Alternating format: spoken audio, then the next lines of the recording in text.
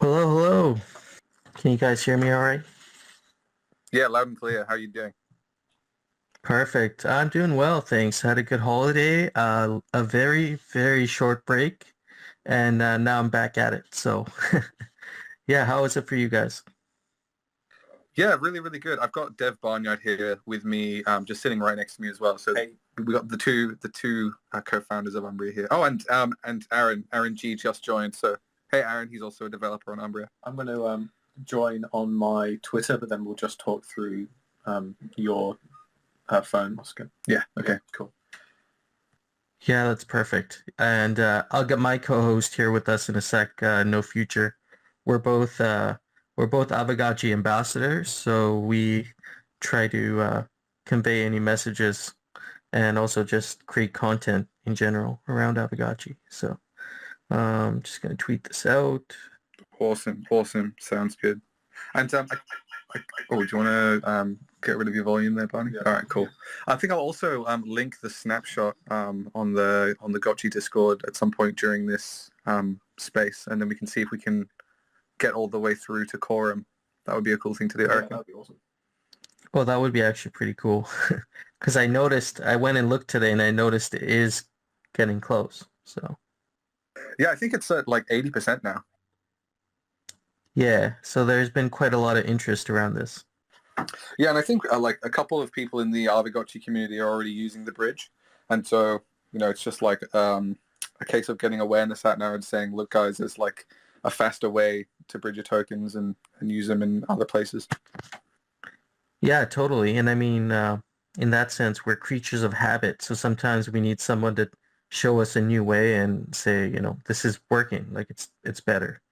And to break those old habits and realize that we can save some money and some time. Yeah, I totally agree. And I think that this is just one example of a whole bunch of new technologies that are constantly coming out that are going to be interesting and going to be smoothing out the cryptocurrency experience as a whole. Because right now, and it's been getting better over time, but there's definitely a lot of lumps and bumps in the space that need to be smoothed out, just like with any technology. And I'm sure the internet was the same back in the early 90s, back when I was a baby. But I'm sure it was a very similar process of just smoothing out all of the friction points. And now we have, our whole lives based around the internet. And I think cryptocurrency is going to be a very similar situation. Yeah, I totally agree with you there. We are definitely going through our growing pains. And I noticed, like, I started using the internet when we had dial-up with we had a company called AOL, and you'd have to use telephone lines to connect your internet. And then every time someone at home would make a phone call, your dial-up connection would cut. So I remember those growing pains with just using the regular internet, and now it seems like with Web3, the growing pains are around transactions, speed of transactions, security of transactions. And I see that you guys are really making a good effort and have created some really innovative solutions around that. Yeah, I remember playing RuneScape back in the day, back when I was in like elementary school and having to wait for the dial-up connection to connect, and then it would cost like, $1 a minute to play RuneScape, and I would drive my mum crazy doing that. And I guess as far as the crypto space is concerned, those kinds of sticking points have really kind of stuck out for us as being like the major sort of technology to focus on, And so our main focus was kind of in DeFi to begin with, and smoothing over all of the different problems that DeFi has, especially with the cross-chain stuff. But we've noticed that the NFT communities are really the major communities now that need to move their assets cross-chain so that they can participate in all of these different kinds of drops and things like that, because the different chains have different things to offer. I mean, Ethereum is kind of the big daddy, but it is limited in what you can achieve as far as the software that you can deploy on it. So it seems to us like the next generation of technology that everyone's calling layer 2 is going to be where the most compelling NFT projects are going to be launching and building their technology over the next few years. And I'm really excited to see all the new up and coming chains and all the new solutions that are coming out now as well, things like Avalanche and Phantom, but even kind of more controversial stuff like Binance Smart Chain and KuCoin Community Chain. I think they're all going to have a place in the crypto space, and it's going to be interesting to see like exactly where they fit in. But with Umbria, we're just trying to make sure that we can provide a way for people to kind of frictionlessly get their assets to those chains and kind of experiment and be involved in the technology without there being huge barriers for entry, particularly technological barriers for entry, and also the cost barrier to entry that we've seen, in things like Ethereum. Yeah, it seems like in general, a lot of we're gonna get a lot of interest in the crypto space from NFTs. It seems that way now when we're going mainstream. So there's so many issues like you just mentioned that need to be addressed around that to make this a very smooth, user-friendly experience. And I think we're kind of lacking that. So, and then the other thing I was going to say is also the fact that it seems like Umbria is not really trying to compete with any specific blockchain or scaling solution. You're actually trying to almost weave a lot of these things together and make the whole experience seem seamless. And I thought that was really cool when I was looking into it myself. Yeah, so we're trying to basically build like the glue that kind of sticks all of these blockchains together. We think that, the main sticking point with all of this Web3 stuff at the moment is that everything is kind of fragmented in the crypto community at the moment. And so you have all of these great technologies, but not really any way of moving between them. And so, for example, on Polygon, you have a way of transacting at light speed and for basically free. But then on Ethereum, you have all of these technologies like Uniswap and Curve and Aave and all these other ones. And although now we're kind of seeing a bit more integration between blockchains of these projects, there's still a lot of fragmentation between some of these legacy systems and some of the newer technology that will speed these things up and make them more accessible to the layman and to also people who can't afford to be spending hundreds of dollars on gas. And so that's what we're really excited about. We're excited about seeing where this community will be in 18 months, 24 months, when people like us, like the Umbria team and other teams doing similar stuff, manage to glue all of these blockchains together and facilitate a more interoperable and cross-chain area of development. Hey, just thought I'd introduce myself as well. I'm Aaron. I'm with Deb as well with Oscar and Barney. So just in case you're wondering who I was. Yeah, no, it's nice to meet all of you. Actually, I'll just start off and say, yeah, my name's Hefe. This is a Gotchi Space. So I do this space every kind of Sunday, and we sometimes get special guests like yourself to come on and share some really insightful stuff with our community. Because I find as some of going back to some of the things you had mentioned, Oski, we get a lot of people who might not be very familiar with crypto, but are really attracted by the idea of Aavegotchis and a pet NFT. So that's sometimes how they initially get exposed to DeFi.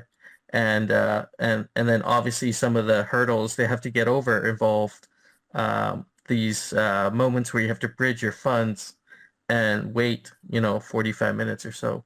So, it's awesome to get people to come on and talk about some of this stuff to make this whole onboarding process a lot easier for Aavegotchi, but also people in general who are trying to get involved in crypto.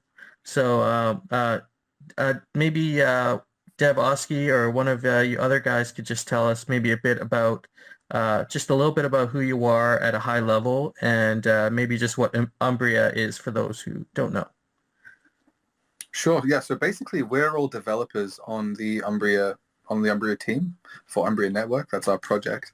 And basically, what our project means for Aavegotchi specifically is the ability to move the Ghost token, which basically powers the Aavegotchi ecosystem, being able to move that from the Ethereum chain to the Polygon chain to be able to interact with the ecosystem more easily in two ways. The first way is making it way cheaper. Because Aavegotchi is deployed on Polygon, and you need to be able to get your Ghost tokens to Polygon to interact with the ecosystem. And the Umbria Bridge enables the Aavegotchi community to do that in the cheapest and fastest way.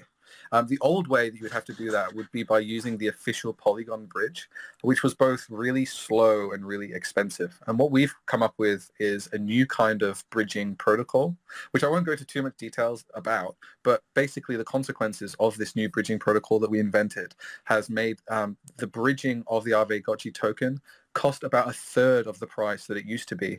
And instead of taking like an hour or 45 minutes, like you said, it takes on average about 4 minutes to move those tokens across. And so what we've proposed to the Aavegotchi DAO very recently was, hey, you guys should put $100,000 in each side of our bridge because our bridge protocol needs liquidity to facilitate these kinds of transactions. And if you are able to do that, then we'll be able to bridge Ghost tokens in volumes of about $20,000 rather than the current amount, which is about roughly $1,000 that we have right now. So we've made a proposal on the official, Aavegotchi DAO proposals page, and it's been really, really well received. I think it has about 92% upvotes and about 8% downvotes, and it's almost reached the critical point for a DAO proposal to pass, which is about 9 million votes. And I think it has something like 6.8 million or 6.5 million right now. So what we're pretty much saying to the Aavegotchi community is if you're holding the Ghost token and you're able to vote on that proposal, it would be a really good thing to do to vote yes on that proposal because it's going to make the bridging of the Ghost token a lot cheaper and a lot faster for everyone in the Aavegotchi community, which is really going to strengthen the Aavegotchi project. I guess not only that as well, it's also going to be earning the money, earning interest for the DAO as well, isn't it? So it's not kind of like we're asking for free money. Yeah, exactly. Oh, yeah, Every time anyone bridges the Ghost token from Ethereum to Polygon or from Polygon to Ethereum, the Aavegotchi DAO is going to earn a portion of the fee from that. So, as soon as the DAO, if it ever becomes an unnecessary solution for the Aavegotchi project, they can just remove all of that liquidity, and they'll actually be left with a profit for having that liquidity in the bridge in the first place. And so it's a bit of a win-win scenario for Aavegotchi because they're going to have the cheapest and fastest possible bridging that's available right now, which is going to make the experience for the users way better. But they're also going to be earning money for that as well. So I think that's probably the reason why the proposal has been so popular, because people can see that there's really no reason not to push this one through. Yeah, it's also just going to be something that gives the Aavegotchi token slightly more utility as well, because not all assets can be bridged through the Umbria bridge. There's only a select few assets that are compatible with that bridge right now. And so Aavegotchi being one of those assets also gives it utility because it means that that asset can be used to move value from Ethereum to Polygon and vice versa, much better than a arbitrary token that might not be mapped on the Umbria ecosystem. Yeah, I do believe, there is quite a bit of Ghost liquidity even on layer 1. And with Aavegotchi, we just recently launched the first couple sales of our Gotchiverse realm, and we've seen a decent amount of Ghost make its way over onto into actual Aavegotchi assets. And so that's where I could see a lot more Ghost being bridged over in the short term, seeing a lot of Ghost moving over to layer 2 to purchase in-game assets, especially as this game is starting to just get its feet on the ground. And, 2022, we'll see some live gameplay and we'll see some actual utility come out of the game itself. So I could see a lot more Ghost migrating its way over from exchanges like Binance, for example. So people using Binance Smart Chain, or whether they want to use Maddox web wallet and do that. Those are the current ways people kind of typically think of when they're bridging their assets, their Ghost over. The way I've been doing it, and I actually did test out the Umbria bridge, and I was actually quite impressed. So, normally I would take my ETH, I would get it off an exchange, and it'd be sitting in my MetaMask wallet, and then I'd go over to the Polygon web wallet. It's a timing game. That's the other thing. It's a timing game with the whole gas wars thing going on. It's really frustrating, and you got to wait sometimes to get that optimal time to do the transaction in the first place. So that's the first limiting factor. So once I can find a time that I can bridge my funds, which is usually like around midnight, then I can, wait till the gas fees dip down, But even then, lately it's been anywhere between, 50 to 100 or more dollars to bridge your funds, even during, low volume hours. And then on top of that, you're waiting an hour. So like from a new user's perspective, that's kind of a terrifying experience, if you ask me. Like I've had to make that leap uh, a few times before I got comfortable, and it really does feel like a leap. So I can imagine from a new user's perspective, something like this would be a huge, huge improvement from a first impression of Web3, because that's kind of these first impressions that get made when people are using our products. Yeah, and I think at the end of the day, what we need right now in the crypto space is things that make it easier to onboard new people. And so one of the main problems that I think not only have the Aavegotchi community that might be new to crypto have been facing, but really any NFT project, is that there are a lot of sticking points that kind of hinder you from getting into the space when there are so many things that aren't so intuitive. And one of the things that we found particularly unintuitive is setting up your MetaMask wallet to be connectable to the Polygon blockchain. And there isn't really there is a standard way of doing it, but the standard way of doing it currently is very clunky. You have to, have a bunch of information ready so that you can import it into your MetaMask wallet. For example, you need to know the chain ID of the Polygon mainnet. You need to have an RPC to connect to the blockchain, and you need to know what explorer that blockchain is using, and all that kind of thing, so you can connect to Polygon from your MetaMask. And things like that are really going to be a problem for not only laymen, but even people that are technically savvy that just haven't done all of this stuff before. And so as developers in the space, our main focus right now is not only making projects that are going to have great utility in the space, but also are really easy to use for people that aren't used to using Web3 technology.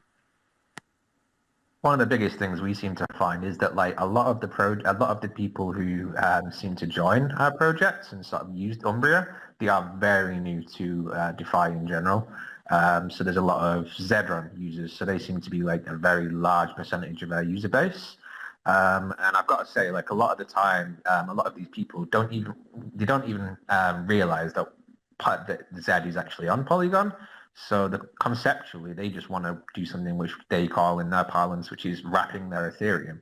So it's kind of difficult a lot of the times to try and figure out how we take, I guess, what is quite a complex problem and make it more intuitive, especially when you've got all of these different terminologies in different projects. So it can be a bit difficult sometimes to try and figure out what it is people are trying to do. So you kind of have to, what would the first thing that I do if I'm trying to help anyone is ask which projects they are from, and then I can kind of like try and tailor things a little bit more to the language that people in that project are used to hearing. So I guess we are quite in its infancy, aren't we, in that sense. Yeah, exactly. And that just speaks to kind of what we're trying to do for the Aavegotchi community at Umbria, which is just make it a friendlier user experience for them to get their ghost tokens wherever they need to get them to. And so that kind of shines in how we designed the Umbria Bridge. And something, Aaron, you've been working on is our bridging widget, which a bunch of projects have started integrating into their platform. And so their communities don't even really need to know that they're using Umbria because they've just rebranded our widget system. And so it's part of their project system now. So like if you go to Aavegotchi, for example, you can bridge your assets in Aavegotchi's front end without really knowing that you're going to Polygon or anything like that. They've reskinned all of that system to look like Aavegotchi's user experience. And that's actually hooked up to the official Polygon bridge right now. So it's not the fastest solution and it's not the cheapest solution. But there's an opportunity now for them to take Umbria's widget, skin that up in exactly the same way as they have their current solution, and have the same exact user experience for like a third of the price. And instead of taking an hour, it's going to take a few minutes. And so that's what we're kind of doing, and that's what we're kind of proposing to the Aavegotchi community now with this first DAO proposal to say, hey guys, put a little bit of Ghost in our system and just see how effective it is. And we're reaching that critical point now. So once that DAO proposal is passed, I'm going to be writing a brand new proposal, which is going to be implement our widget next and make life even easier for the Aavegotchi community from then on. Just to continue from that, we don't even ask for any money from these projects to do this sort of thing. We sort of try our best to accommodate what's going to be a large project. We will sort of put the legwork in for them, if that makes sense. So we're not really asking for anything in terms of using their widget. Like, we don't charge a fee. The only fee that people pay is to the liquidity providers and Umbria holders. So That's so awesome, guys. That's one part of the process where I feel we could really make a big difference for new users, is to make this initial onboarding impression seem kind of seamless and abstract away all these different blockchains and things, uh, and have it available, have information obviously available for people that once they get the hang of it can learn more about it. But it's about having that first initial experience that's pleasant compared to, terrifying. Like when I used the Umbria Bridge for the first time, I bridged my ETH over to Polygon. And I think it was in the middle of the day, so the gas fees were pretty high, but I wanted to just test your network and see, at any time, like just any random time, what's the price going to be, irrespective of, waiting for the gas price to go down and stuff. And so, the GWei was around, I think 80 or 90, so it's pretty high. And I think in that range, you could correct me if I'm wrong, but I think on Matic, yeah, the Matic web wallet and bridging over there, you'd be paying maybe like $100 or so for the amount that I was gonna send over. And using the Umbria bridge, I think I paid in total with the little bit of I think it was a market fee. I paid $9 and it took less than a minute. I want to say it was like it almost felt instantaneous. And I wish I would have had that experience from the start, because it's really anxiety inducing when you're starting out and you're waiting like an hour for your funds. Or I've heard of some people waiting like overnight and stuff. Like that's really going to taint your whole experience of what we're doing, and how we're going about this. So I actually wanted to ask you guys, with this specific proposal. I in the proposal it says we would have to.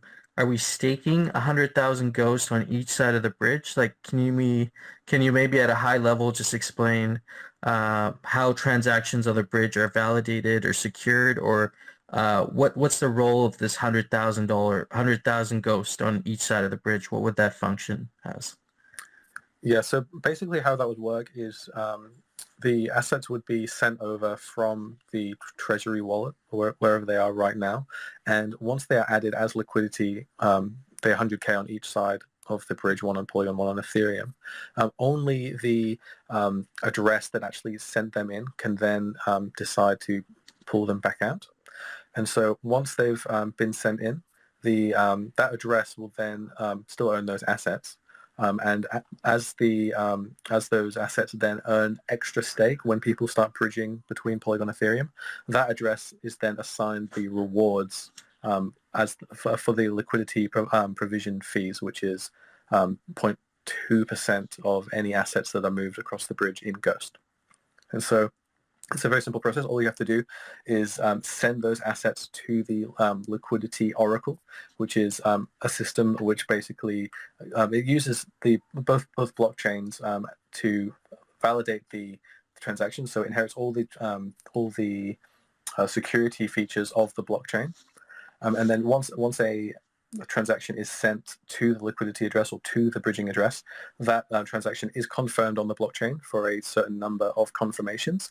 Once those confirmations have appeared on the blockchain, the Oracle then fires an event to either bridge a transaction onto the other blockchain or to pay the liquidity providers for a bridge. The best way to look at it pretty much is that it's a liquidity pool. And so whenever someone wants to bridge tokens using the Umbria bridge, they send tokens to the bridge on, let's say, the Ethereum side, and then the bridge recognizes that and sends them those tokens back on the Polygon side. And so we have an Oracle system that figures out when the bridge receives funds and when it should be sending funds.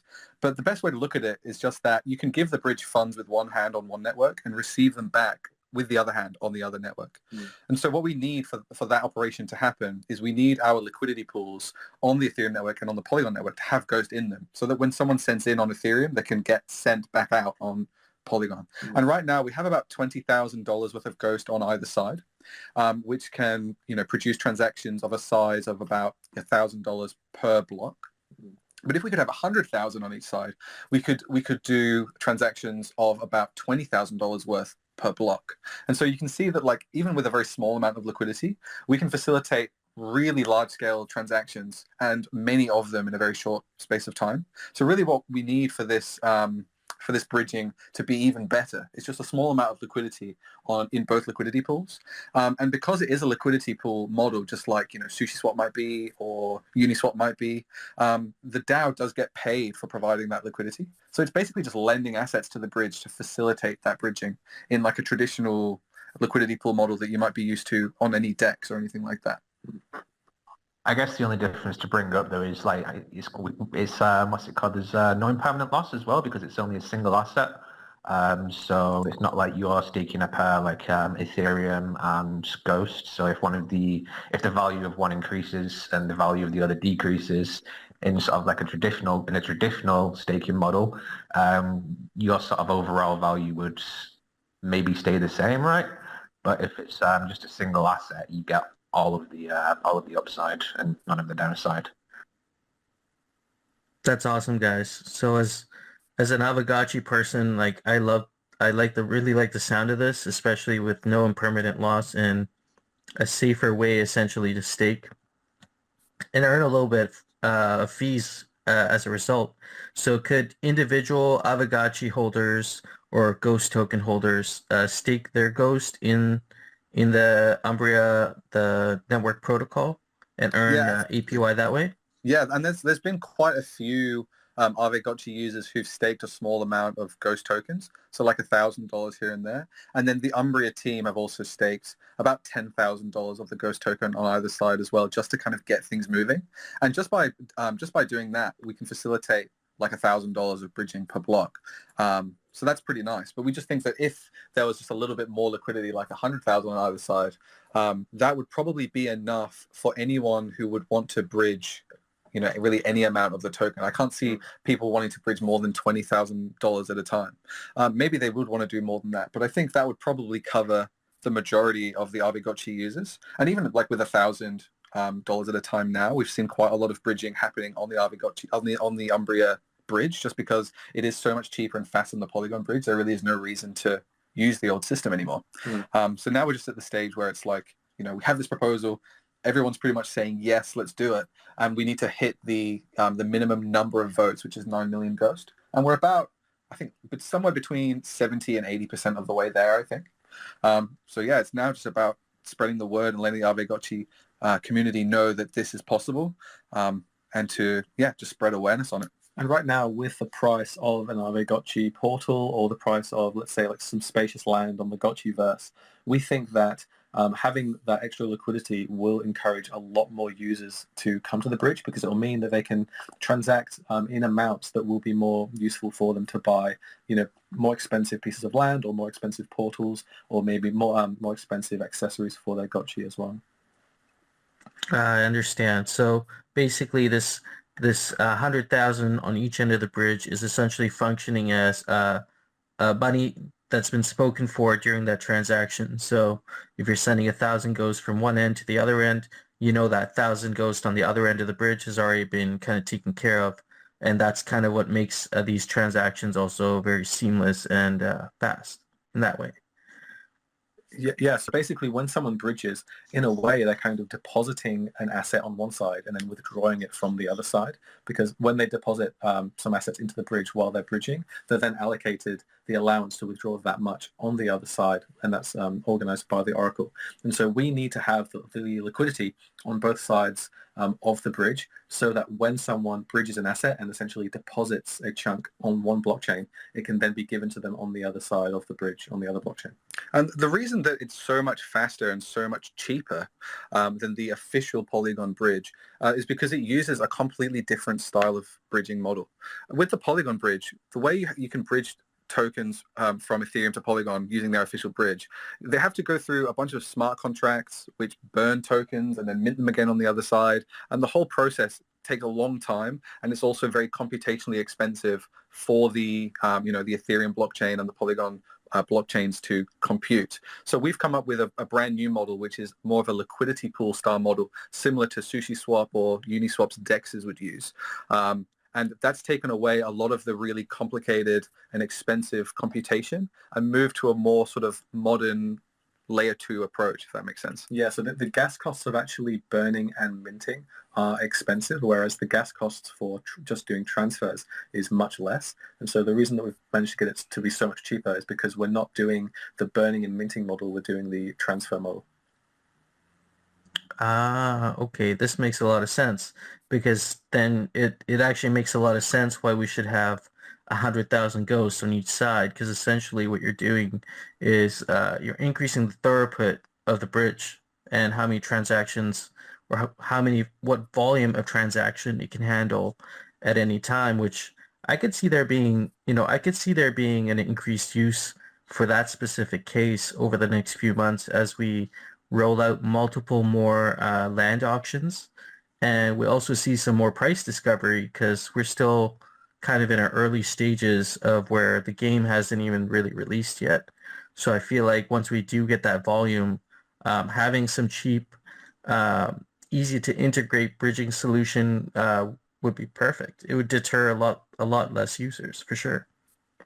Yeah, exactly. And not to mention that a lot of other NFT platforms are coming through this bridge, and they're all seeing the Ghost token on our bridge and saying, what is this all about? So it's quite a lot of exposure from other NFT platforms, other NFT users who are coming along to maybe, use Zrun or use the Red Village or some other kind of project. So it's cool to be able to expose that community to Aavegotchi as well. So have you partnered with any other metaverse projects or NFT projects recently, or since you've been using the Narni Bridge, I believe it's called, and how has that improved their user experience for those gamers? Yeah, we have about 25 partners at the moment. And to be honest, when we released this bridge, we didn't think it was going to be used by NFT people at all. We thought it was going to be used by people in DeFi who wanted to get away from Uniswap, because Uniswap is really expensive to trade, and a lot of new tokens come onto Uniswap before they get listed on any DEXs. And so we thought that people were going to say, screw Uniswap, we want to move to Polygon and do all of our transactions there for way cheaper. But when we launched the bridge and we listed Ethereum on the bridge, it turned out that everyone who was using it was in NFTs, because we were right in the middle of an NFT boom, and DeFi had kind of fallen out of vogue a little bit. I mean, it's still widely used, but it was nothing as hot compared to NFTs. And so when we listed ETH, that was when everything really took off, and the Zrun community basically completely adopted our system and moved away fully from the official Polygon bridge. Because the thing with Zrun is you have to move your Ethereum around quite a lot here and there to participate in races and do all of that kind of thing. So I would say probably 80% of our users are the Zrun community, and we're pretty heavily integrated into Zrun. But there's also the Red Village and quite a few different NFT drops, like the mintable NFT drops like Crypto Island, Matic Mike, things like that. And so we're basically just rolling out partnerships with a whole bunch of different NFT projects at the moment. And obviously we're making sure that they're good projects. The teams are legit and all of that kind of thing. So there's quite a few queued up as well that we'll be announcing over the next year or so, I guess. That's awesome. That just shows that there is a lot of attention in this NFT space for this need to have this ability to get assets over quickly. And layer 2s to begin with are already a foreign concept to most people who are starting out with this sort of thing. So I'm all for this. And then you also made a good point earlier about integrating the bridge into a front end, like Aavegotchi's front end. So how can an Aavegotchi developer interact and build with the Narni bridge? Are they able to just build on top of the bridge you already have and just create a new front end for it if they're going to build a dApp in the metaverse, let's say, for example? Yeah, there's a few different ways that we've made our bridge quite open-ended to developers. So one of the basic ways and the first ways that we ever kind of had a framework for developers to integrate our bridge is we just created a very simple API where you can kind of program that into your application and then use all the functions of the Narni Bridge. And then Aaron developed a kind of front-end widget that looks very familiar to anyone who's used SushiSwap. And we've put all of that code out into the internet, all completely open source, all completely publicly available. And so now any project can look at that front-end widget, change all the colors, change all the names around, put their logo on it and say, this is the Aavegotchi Bridge. And their users don't even really need to know that they're using Umbria. And so that's fully available for anyone. And we actually do provide development support as well for any project who wants to integrate that. So if Aavegotchi came along and said, we like the bridge, but we'd like our users to, feel like it's part of the Aavegotchi user experience a bit more, we would be totally happy to help them integrate that into their website. And then it would be, totally part of the native Aavegotchi experience. Yeah, I mean, we've got a couple of bigger projects at the moment that might have already been mentioned that are kind of going down that route. But basically, they didn't really want to be, I guess, sending people to our site to do it. So they wanted to use something that was pretty familiar to anyone who's used SushiSwap before. So what I can do is I can post a link to the front end, which is on GitHub. It is forked from, it's based on SushiSwap. So if anyone's ever used it, it's very familiar to them. Because we think the main kind of bottleneck in this space, or one of the main friction points in this space, is just getting your head around the technology as a new user. And one of the main ways as a project to help your users kind of interface with your project and have a good user experience is brand everything properly and take them through a straight line path from the start to the finish of your project, and then they can feel like they're doing what they're supposed to do rather than jumping over to the Umbria website and bridging something over here and then accidentally ending up on the Polygon website and not knowing what they're doing and all that kind of thing. We feel like a better way to do it would be to provide a bunch of technologies and say to all these different projects, you implement this technology the way you want to implement it, and then your community can really feel like they know what they're doing and it can be part of one cohesive system rather than just a bunch of fragmented systems. Because the cryptocurrency space is so fragmented. You have Polygon, you have Ethereum, and they're in two opposite ends of the galaxy. And then there's Binance Smart Chain over here and there's KuCoin Community Chain over there. So what Umbria is trying to do at the end of the day is kind of glue everything together and provide a way to have a seamless cryptocurrency experience. And at the end of the day, what we're hoping to do with this bridge and what we're implementing right now is multiple bridges across many chains so that when cryptocurrency developers launch an application on Phantom, because that's the best thing for their application, users can get to Phantom using Umbria, or they can get to Binance Smart Chain using Umbria. And then we can make full use of all of this cryptocurrency technology. Yeah, and that's an excellent point you make about integrating your tools that you've created over just using your own UI, which actually, by the way, I should say is also very easy to use. I found it very easy to navigate, and also I like the fact that there was feedback that you get from your interface as you're interacting, like as you're doing your transaction. It would let you know kind of where it's sitting at throughout the process. So I thought it was very user-friendly overall. It was my first time using it. So, with using any new dApp, you have a little bit of anxiety, but actually it was a very smooth experience. And I was actually quite surprised at how quickly my funds actually ended up over on the other side. I did not bridge Ghost, but I'd imagine it's very similar. I was doing ETH just to see how quickly I could get my ETH over. And I was impressed. But going back to that visual point, if that can seem a part of the dApp that someone's creating, because we have these parcels in Aavegotchi, and eventually Aavegotchi is going to have its own SDK where developers can build on their land. So I could imagine, people, building certain games and whatnot, and having this ability, this extra bridging ability, as almost an extra feature as a part of their land. So I could see something like that even be done later down the line. So I could see a lot of opportunities with something like this. I think NFT projects in general are starting to realize that going onto a layer 2 chain like Polygon, maybe not necessarily Polygon, maybe something like Solana, but at least something more effective than Ethereum, is going to be really necessary for the next generation of applications that are being built with NFT technology. Because we've had this whole wave now of the profile picture projects, and they've been really exciting. But now we've come to a point where that's been sort of exhausted, in my opinion, and NFT projects need to take this technology that's really powerful and build the next layer of stuff for it. And I think Polygon and Solana and chains like that are going to be really, really important parts of that development.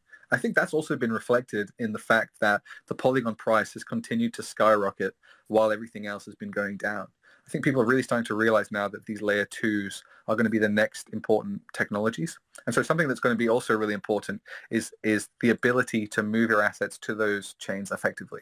And so I would say that that is the main focus of Umbria. And how that extends to Aavegotchi is that Aavegotchi's technology is going to be based on, Polygon and maybe even other layer 2 solutions if they prove to be more effective. And so there needs to be someone who comes in and says, here is the underlying technology now to get those assets around more seamlessly so that the Aavegotchi project and the Aavegotchi community can really, really flourish. Yeah, and I'm sure you had many projects coming to you asking, if they could integrate with you and if they could actually start, having their funds deposited on the bridge. But I think when you're first starting out, you probably have to be quite selective with what you want on the platform, right? I mean, I think you started with stable coins and then branched out, right? Yeah, we started with stable coins and no one wanted to use them. And then we kind of wondered why. And then we realized that it wasn't the DeFi community that needs to move to Polygon or really wants to move to Polygon yet. It's actually the NFT community, because we're experiencing right now, we think, a massive boom of NFT projects integrating their stuff or migrating their stuff over to Polygon. And that's kind of why we think ultimately that Polygon is going to be a really important technology in the next stage of like DeFi, but also NFTs.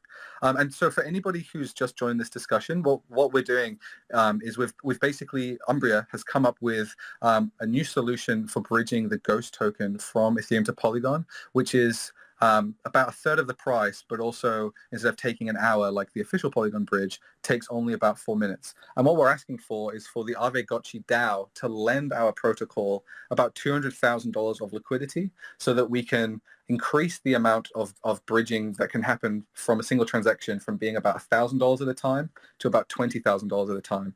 And we've just linked the proposal on the Aavegotchi Discord, or we're just about to. I think you're just about to link it.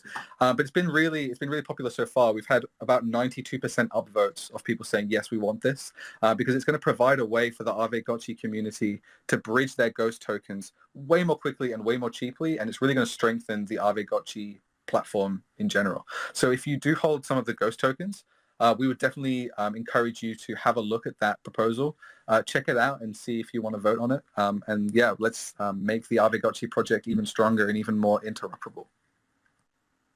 That's awesome. And now, so in addition to this $100,000 or $200,000 worth of liquidity, if any other individual Aavegotchi or Ghost token holders want to deposit their Ghost on the protocol, what are some of the benefits to that, or is that something that they could do? Sorry, could you say that again? I just cut out for a second. Oh, sorry. Yeah. So I'm just saying, if other Aavegotchi or Ghost token holders want to deposit their Ghost into your, I guess I could call it a protocol to add to this $200,000 worth of liquidity, what would be some of the benefits? Like, would they benefit from some of the fees, as you mentioned before, or I know you guys have an LP token as well. What are some of the benefits to providing additional liquidity for like an individual? Oh, so for anybody providing liquidity to our bridging protocol, they earn fees every single time someone bridges the asset that they have provided. So let's say you provide the Ghost token. Every single time someone bridges the Ghost token between Ethereum and Polygon, or Polygon and Ethereum, you will earn 0.2% of the volume that was bridged. and that gets added to your staking balance. And so when you're putting your Ghost tokens into the protocol, you're just lending that liquidity to the protocol, and you can remove that liquidity at any time. But while that liquidity is added within the system, is being used to help people bridge their assets, you'll be earning fees every single time the assets are bridged. Yeah, and so it's a really nice, easy process to stake as well.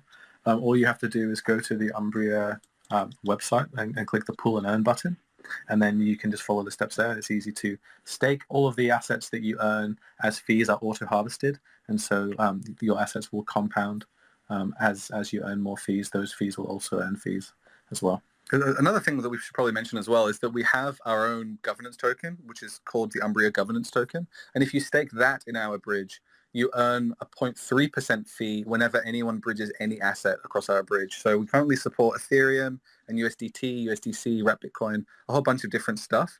And as we add more chains, which we're doing in the very near future, we're just about to launch Binance Smart Chain, you'll be earning fees from those chains as well.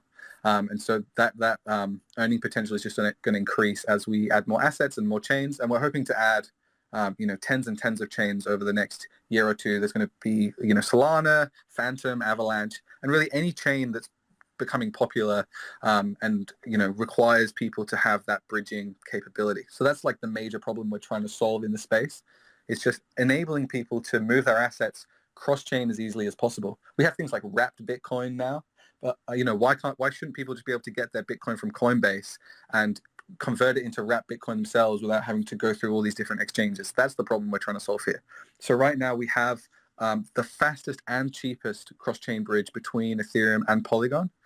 And one of the tokens we decided to list was the Aavegotchi Ghost token, just because there's such a thriving community in Aavegotchi. And, why shouldn't you guys be able to bridge your Ghost way cheaper and way more quickly than is the current solution? We have the second mover advantage over the official Polygon bridge, which is a great technology, but it's not optimized for quick transactions and cheap transactions. So we've come along and we've made a 10x improvement on speed, and in many cases a 10x improvement on price for the old solution.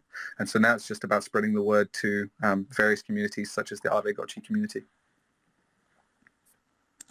Yeah, wow. I mean, I'm actually, I'm just thinking over the staking aspect that you were explaining there. And the thing that appeals to me is the no impermanent loss.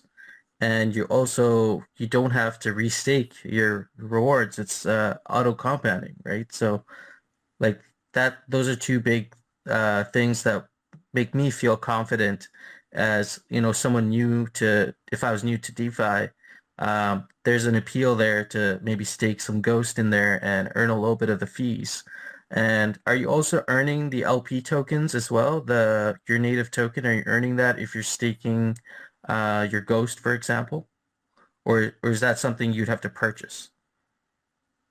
Yeah, right now, if you want to get the Umbria token, you would have to purchase it on Uniswap.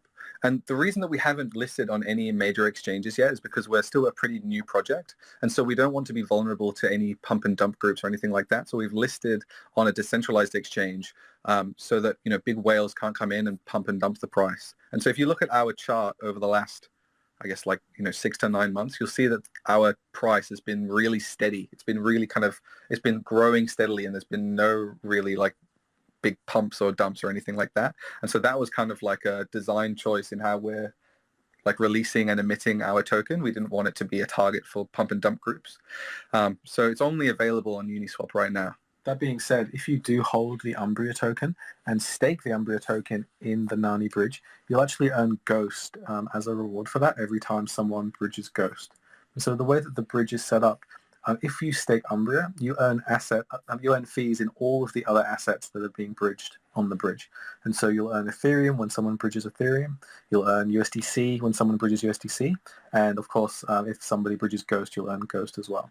And as we move onto other blockchains like Binance Smart Chain and Coupon Community Chain and all the other blockchains that we will eventually support, any of the assets that are bridged from any blockchain to any blockchain in our system, that will earn the Umbria token providers in our system fees. And so you will earn APY in a whole bunch of different assets just for holding the Umbria token in the bridge. Yeah, so basically there's just two ways. You can either provide the asset like Ghost and just earn Ghost, or you can provide Umbria and earn a bit of everything. And that's kind of a way that we're incentivizing, our community to provide liquidity of our token. But we want to be able to, enable anybody who's going to be providing a useful asset to the bridge to also be able to earn. So there's two options there. If you're bullish on Ghost, there's no reason not to provide Ghost. If you're bullish on Umbria, there's no reason not to provide Umbria. So it's really left up to the community to decide what they want to lend to the protocol. Yeah, and in terms of governance, we've taken a lot of inspiration from how Aavegotchi has built their governance model and how they're doing everything through DAO proposals and stuff and keeping everything really above board. You see a lot of cryptocurrency projects that claim decentralized governance and that kind of thing, but then don't really do a lot to actually prove that all the choices they're making are done in a decentralized way, and that there is true power in holding their governance token. And so we're trying to follow in the footsteps of Aavegotchi in a lot of ways by implementing some of the similar DAO implementations that they have in their system as well. And so that's why we're encouraging people to hold the Umbria token and giving them fees of all the other assets in the bridge, because the Umbria token does have a lot of power and authority in our system because it is a governance token, and it's going to be used to shape the protocol as we move forwards in the future. I mean, right now, like the Umbria token is like the only way that we actually make any money from the bridge, right? It's so long term. It's as sort of, I guess, the project progresses, hopefully its value will increase a little bit more as well. So. Yeah, exactly. There is no like developer kickback. The only reason that the developers earn any fees from the bridge is because we've staked the Umbria tokens that we have. And so that's one of the things that we're really proud of with our protocol.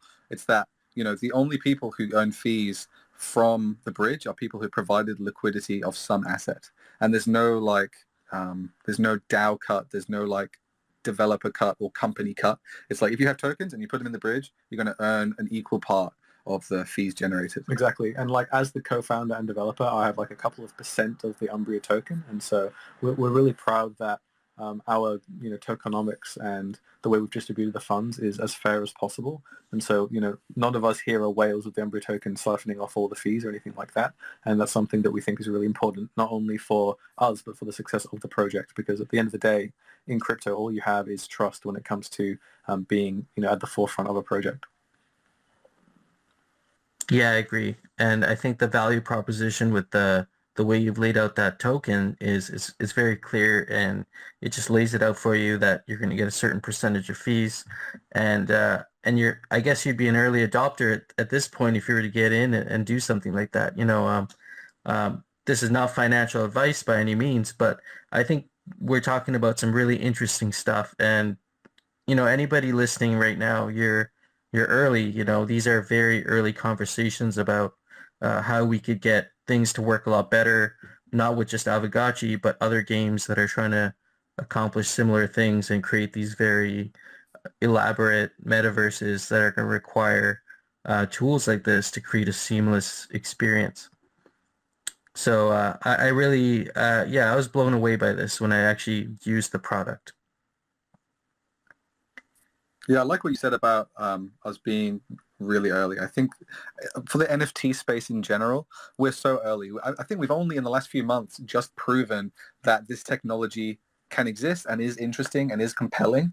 And now what we have ahead of us on the road is a few years of defining more complicated, more interesting technologies on top of that. And, being that we're here really, really early, we can all take advantage of that early adoption and early interest and early education, I guess, and know for sure that this actually is a really compelling technology that has a lot of possible use cases. So this is a super exciting time, I think, because if you looked at NFTs like maybe a year ago, you could say something like, well, this could work.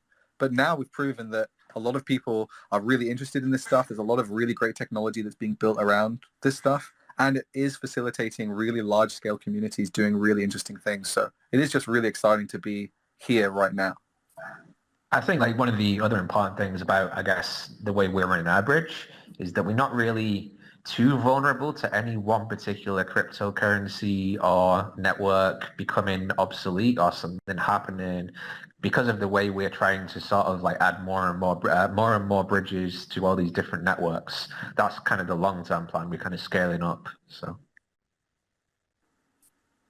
And I just wanted to quickly touch on the staking aspect. I'm just thinking about Aavegotchi, where you can actually stake your Ghost tokens on the UI and earn Frens tokens.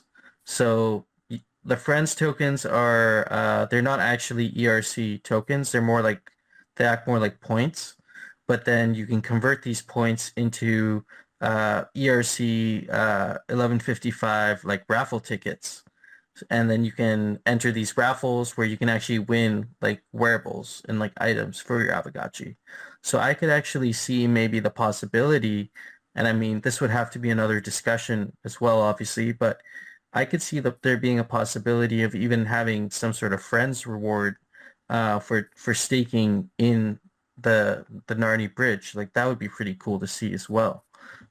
There's like a lot of potential, like you're saying. You know, you have a lot more things you can build out going forward. You know, like what are your thoughts around eventually being able to transfer like ERC 1155 like Aavegotchi wearables or ERC 720s like the Aavegotchis themselves? Is there maybe some potential for that in the future? Maybe not the near term, but is that something you've maybe thought about? Yeah, I think that's a very interesting area, and I think that bridging assets of any description, whether it be ERC20 or ERC 721 or whatever is going to come next, I think the ability to be able to move those safely, securely, cheaply between different blockchains that can do different things is going to be important, because maybe tomorrow Polygon isn't as effective as it is today, and we need to be able to migrate our assets to some new layer 3 chain or whatever new technology that might prove more effective or more compelling to the user base. So we're definitely looking into like developing technologies for bridging different kinds of assets and things like that. But the major bottleneck in cryptocurrency we see right now is people not being able to migrate their their Ethereum and things like that to where it needs to go so that they can participate in new projects like Aavegotchi or like any other NFT project that's building on top of Polygon or something like that. Maybe in the future when people are designing their protocols around ERC 721 or ERC whatever it might be, that could be something that happens in the future, and I see that happening in the future as the technology becomes more standardized. But for now, it's like, how am I going to get my Ethereum to Solana if there's no bridge for me to get it there? So that's kind of what we're focusing on right now. Yeah, and the way I see this project going forwards is if there's something that the users really require and there's some utility in transferring, for example, ERC 721 tokens or any other ERC standard tokens at all, if there is enough of a community that really requires something like that from us, then we'll absolutely implement it for them. Because at the end of the day, we believe the Umbria project in general is only going to be as successful as the utility that it provides.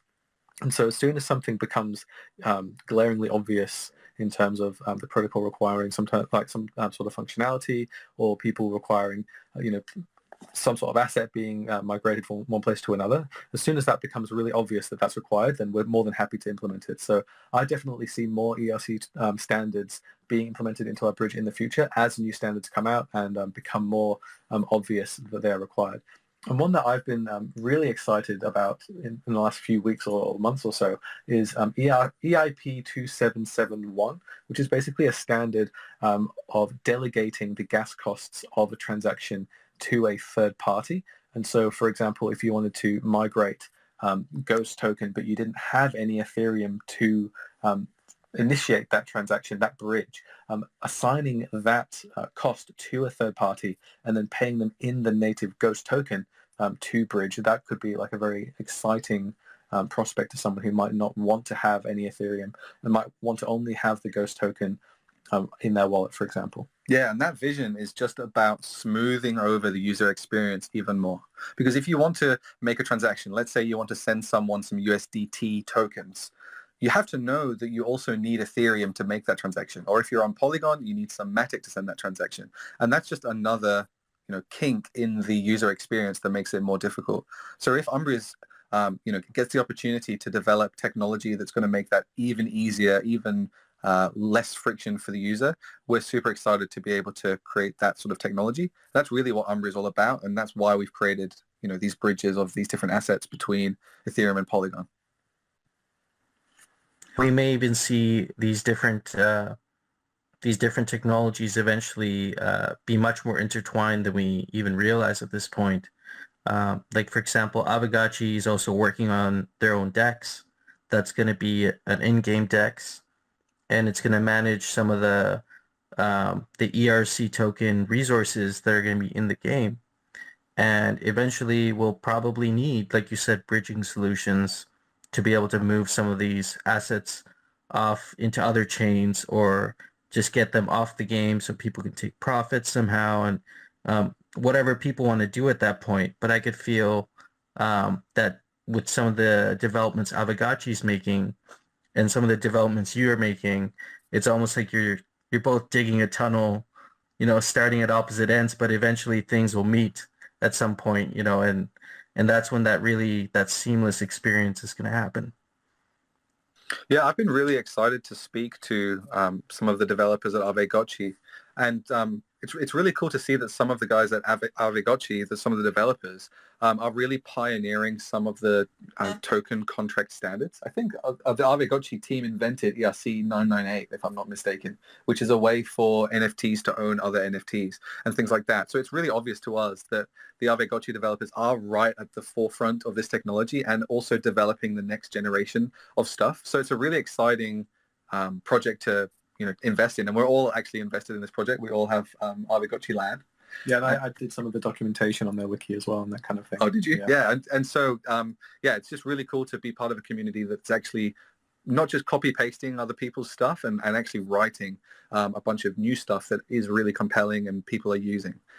So yeah, that's super cool as well. Yeah, well, I really look forward to seeing what other developments come out from your guys' end as well as from Aavegotchi's end. And at this point, actually, I want to just open up to the room here and see if there's anybody in our audience that's listening in today that might have a question for these guys, that's maybe familiar with Umbria Network or is not familiar with Umbria Network, and maybe would like to ask them a question. I'd like to open it up. So if anybody in here is interested, just request to speak and we can get you up here. I've noticed as well quite a few new people jumping into the space. So I think I should probably just mention that the Umbria team and Umbria Network, we've developed a bridge which is enabling people to move their ghost tokens from Ethereum to Polygon much more quickly and much more cheaply than the current solution, which is the official Polygon bridge. And what we've done is we've made a proposal to the Aavegotchi DAO to lend $100,000 to each side of our bridge, and that will enable us to facilitate much greater volumes of transactions for the Aavegotchi community. The advantages of that would be that the Aavegotchi DAO make money from that and they can pull their liquidity back out whenever they feel like it. And also the Aavegotchi community can move their assets much more quickly and much more cheaply using our system. So if you go to the Aavegotchi snapshot page on snapshot.org, you'll be able to see that proposal there. It's definitely worth reading through and deciding whether you think that's a good idea and casting your votes on that. And currently we have overwhelmingly positive support on that. It's about 92% upvoted, and it's quickly approaching the critical threshold needed to be pushed through. So if you're holding ghost tokens and you're interested in looking at that proposal, we would really appreciate you having a look at that and casting your vote on whether you think that should be passed through. Yeah, definitely have a look at that, guys. It is a very compelling proposal. It seems like it already has got a lot of support. I've already put in my vote, so I'm hoping we can come to consensus on it soon.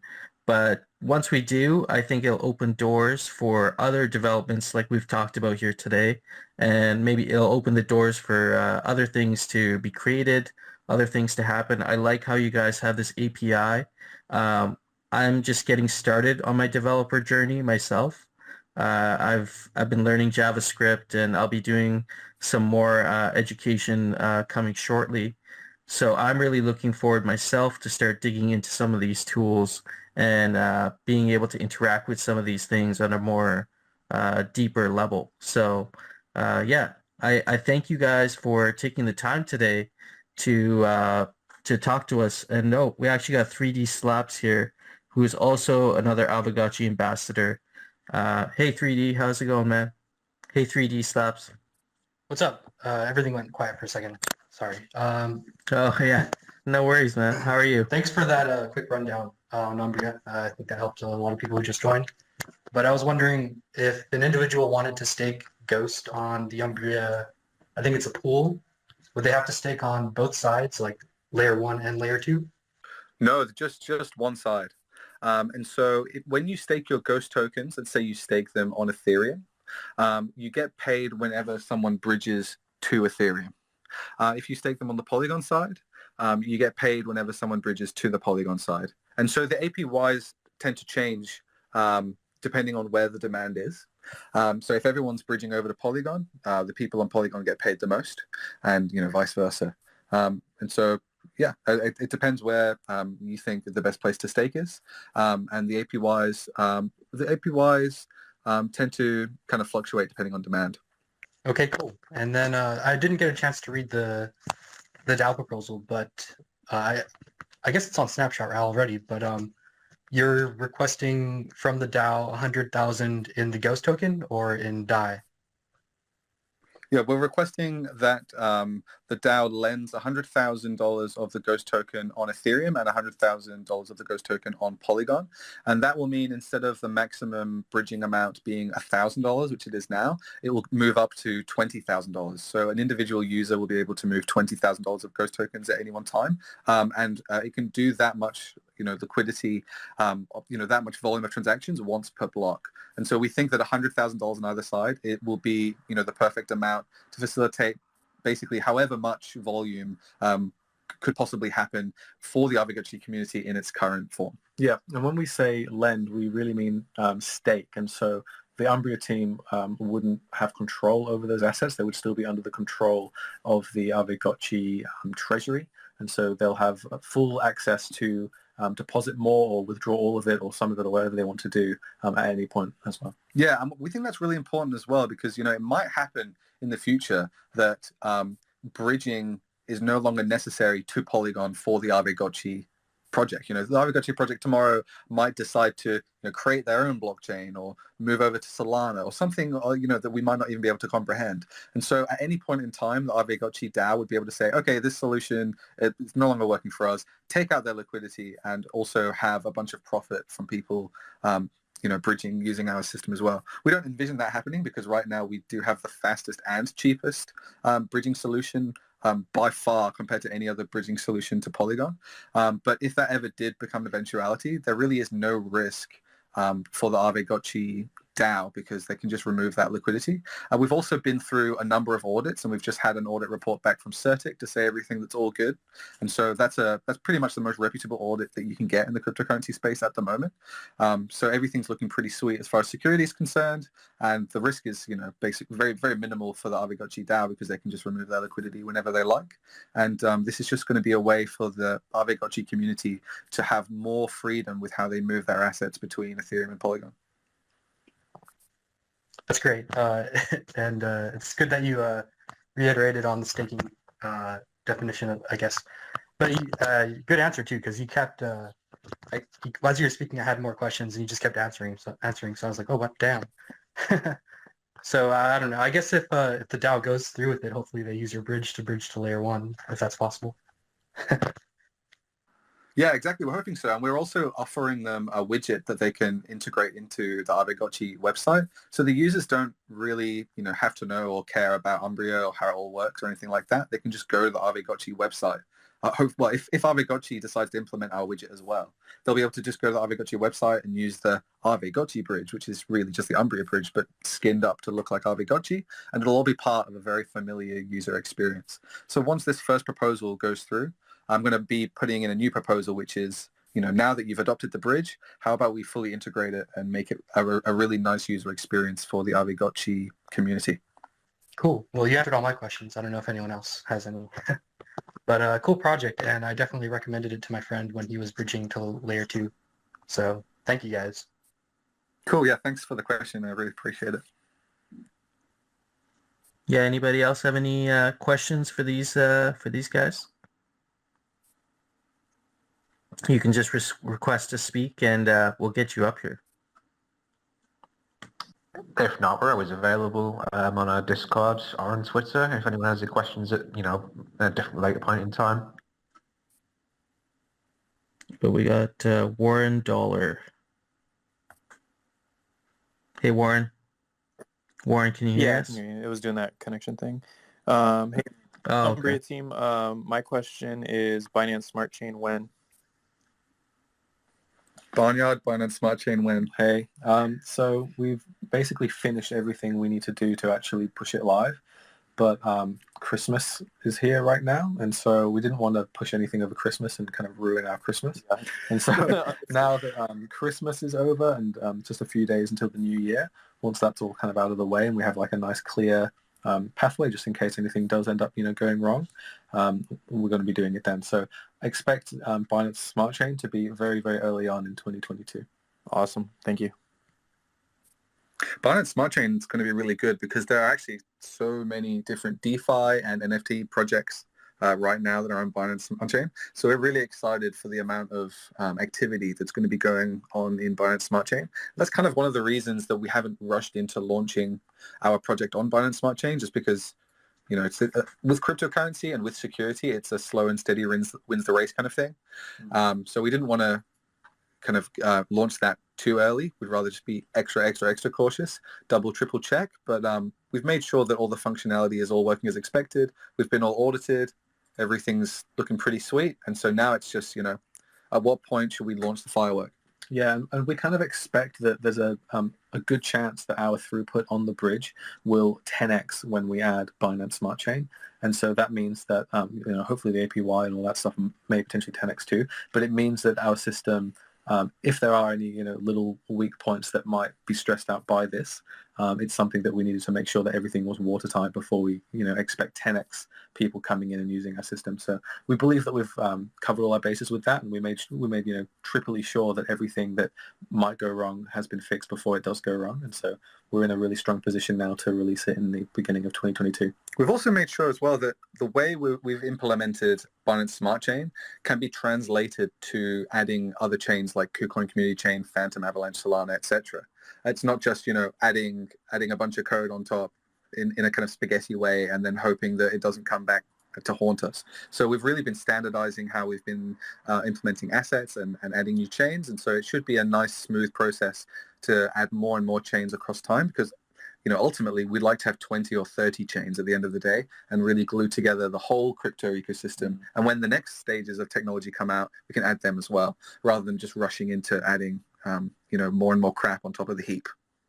And so when that is released, is it basically going to be a bridge between ETH Polygon and a separate bridge between ETH Binance, or will there be a direct bridge between Polygon and Binance? I guess either like for the front end user, they would just see it as that, right? But then on the back end, would it be like you have to cross two bridges kind of in the migration, or? Yeah, so it's just going to be Ethereum to Binance Smart Chain in the beginning.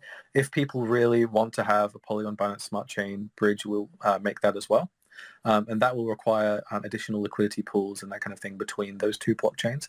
And so just for simplicity's sake, and so that we can get all the liquidity in one place to facilitate the biggest transactions possible, we've gone just ETH to Binance Smart Chain in the beginning. But if we see that anyone, or most people that are going ETH to Binance Smart Chain and backwards are going through Polygon as well, then we'll bridge that gap with one bridge and make it quicker and cheaper that way as well if it's required. The cool thing is that we have quite a lot of liquidity now, so we're not really lacking full liquidity for Ethereum or any of the main assets people are using. So it's just a question of how we want to implement it on a protocol level to make it as effective as possible. Yeah, I mean, I guess each time we add a bridge, the issue is we kind of is it halving the liquidity? I think that's essentially right, isn't it, Oscar? Well, any bridge between two blockchains any asset will require its own pool. And so let's say that we went Ethereum to Polygon and Ethereum to Binance Smart Chain. That's two separate pools. And so if we also have Polygon to Binance Smart Chain, that will then require also an additional pool as well. And so there will be a question with the community of how does everybody want to divvy their assets between those pools, and which pools are going to end up generating the most APY and that kind of thing. And so there are some questions to be discussed with the community to see how everyone wants it to be implemented so that people can get the outcome that they want. Right on. We have Zaddy up here. Zaddy, do you have a question for these gentlemen? Hey guys, thank you for the time. I appreciate it. Just wanted to come up and just kind of shout out Umbria here. No question. Just support for the team. Really cool space to have for the Aavegotchi community. I'm learning about Aavegotchi myself, but come from the Zed-run community, and just to see what Umbria is doing is just incredible, and so much needed, whether it's actually just bridging our assets. I'm a Zed-run guy myself, or just launching a project. Again, Devoski and Barnyard and everybody. Thank you guys. But also, the new user onboarding. This is incredibly important. So I just wanted to, again, just extend, just some nice words, and I hope you guys had a great Christmas, and, saw you guys working, through the Discord, and just so much love for you guys. And thank you for everything that you guys do for DeFi as a whole, for artists and creators and everything else. So again, thanks for hopping in here and just being awesome people as well, guys. Yeah, thanks. Really appreciate that one. Thank you for coming up to say that. Man, like all the Web3 people in this space, man, like are just grinding nonstop, and I think part of it's, a lot of us have found something fulfilling to do that really, it's more than just about making a dollar. And when you have that sort of passion, you get some incredible drive from that. So I really do appreciate all the work that Aavegotchi and even yourselves have done. And that just goes to show that, people are noticing, people are watching, and they see all the work that you guys are doing. So yeah, thanks for that. Yeah, well, thank you. It's really great to see people using that bridge, and it, fills us up with warm, fuzzy feelings when we, can save people money and that kind of thing. So it's really nice to see that people are using our system and getting a lot of value out of it. It's not even just using the bridge. It's good to see some of the community that's building around it as well. There's quite a lot of friendly people. We see a lot on a daily basis on Discord. So it's tired. I'm struggling to string a sentence of words together. Oh yeah, I understand. And I don't want to take up too much of your guys' time, but we do have HM in here who just joined as a speaker. Maybe we can take his question. Hey HM. Hi guys, how are you? Doing great. Always be my friend. Where are you guys from? So the Umbria team are based in Gibraltar right now, it's kind of a strange place. It's a British territory on the bottom of Spain. And it's a place where a lot of new crypto startups are basing, just because the regulation side of stuff, the regulatory frameworks are really good. And there's a lot of buzz there for cryptocurrency projects. So we're basically, down in Gibraltar, which is like a more sunny version of England. So it's definitely a good place to be to create a crypto project. That's nice. I'm sorry, my English is not very good, but how do I get into crypto if I want to? Oh, to be honest, I'm new to this. Oh yeah. So I think a good place to start if you're going to be getting into crypto would honestly, and this is a biased opinion, would be to actually join the Aavegotchi Discord.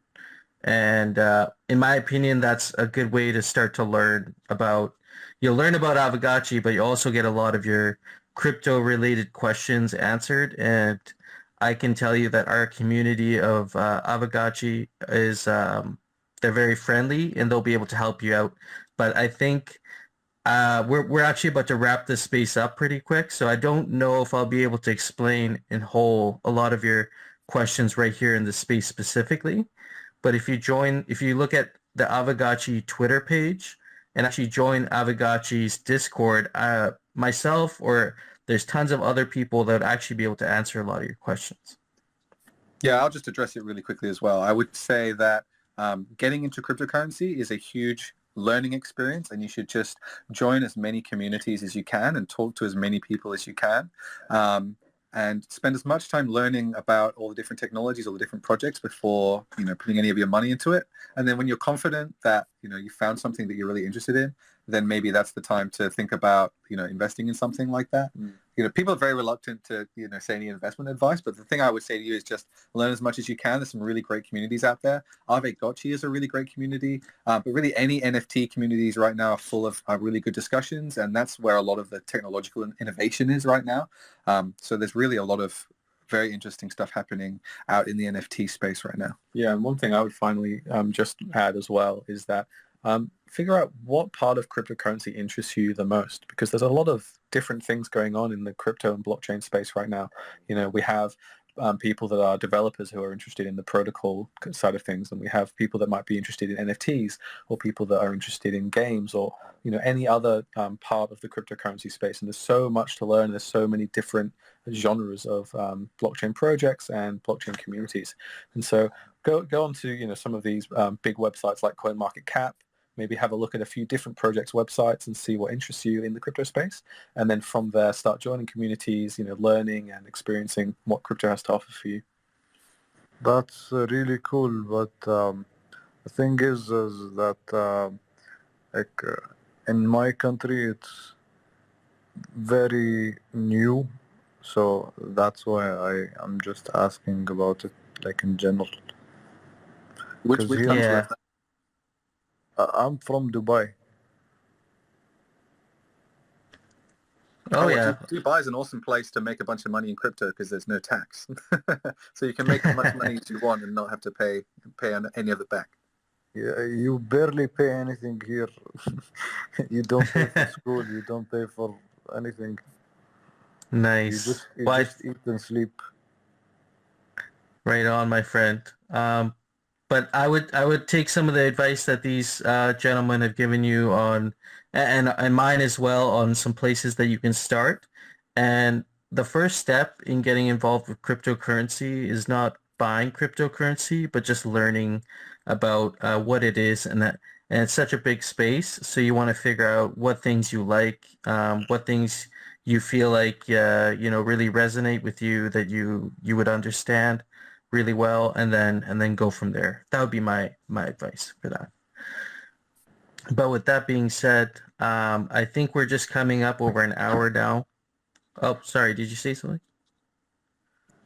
I'm sorry, my mic just. I was trying to mute myself. Oh, okay, no problem. Well, I appreciate all the questions today, and I appreciate you guys, the Umbria team, taking your time today and talking about Aavegotchi, and really just taking us through this proposal and providing us with a little bit more depth on what the Umbria team and the Narni Bridge could actually do for Aavegotchi. I think there's a lot of value in that proposal. So for anybody in here who hasn't voted, check out the snapshot and get your vote in. And yeah, I think this was a very thorough and a very interesting conversation. Yeah, thanks a lot for having us, and thanks everyone who attended and all of those who asked questions as well. We really appreciate all of the discussion. So yeah, thanks again for having us. We're really excited about the Aavegotchi community and how we can all work together. So make sure you follow us on Twitter and hit us up for some conversations in our Discord and things like that. And I guess we'll see you when we see you. Yeah, Yeah, so I was actually going to say, so the best way to get at you guys would then be on Discord or your Twitter handles here. Yeah, exactly. Discord for sure is where we're always hanging out. So you can reach any one of us on Discord.